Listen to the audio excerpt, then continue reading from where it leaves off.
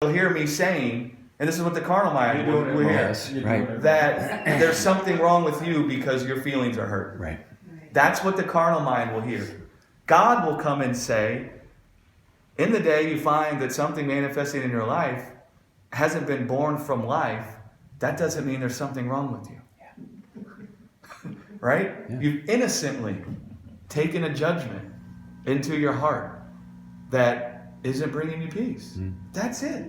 There's no shame in making it wrong. I don't know if you guys realize it, but we can't be justified by being right. You guys realize that? I said we can't be justified by being right. We can't be justified by being shown that our judgments are true. We're not justified that way. So then it can't be a slight against us in the day we're found to have some of our judgments or some of our conclusions to not be right, to not be true. There's no shame in that. And the serpent wants us to live by right or wrong. The knowledge of good and evil. The knowledge where we're going to call ourselves good if we get it right, and we're going to call ourselves evil if we get it wrong. Do you know why? You can't let go of false judgments and lies if you're dwelling there. Because every time you're confronted with something you believe that isn't true, you'll think it's a word that you're evil, and you'll never want to let anything go. Do you see what I'm saying?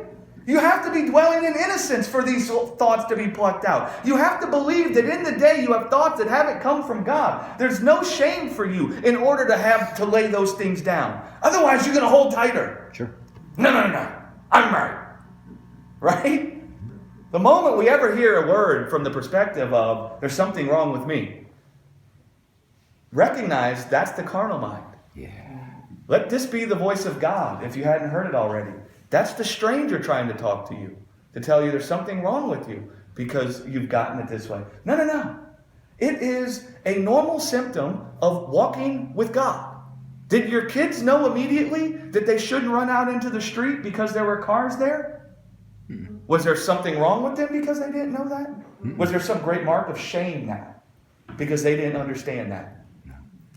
Oh, it's just a normal process of walking and growing up.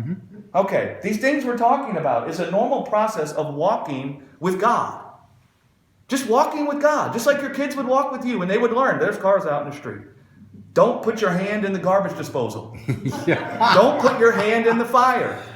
All those things were just normal processes of them growing up into understanding. It wasn't a negative mark against them that they had to grow in understanding.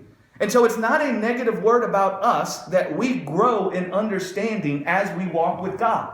And we ought not feel ashamed. Should some of the things we thought were true, should it be found that they're not.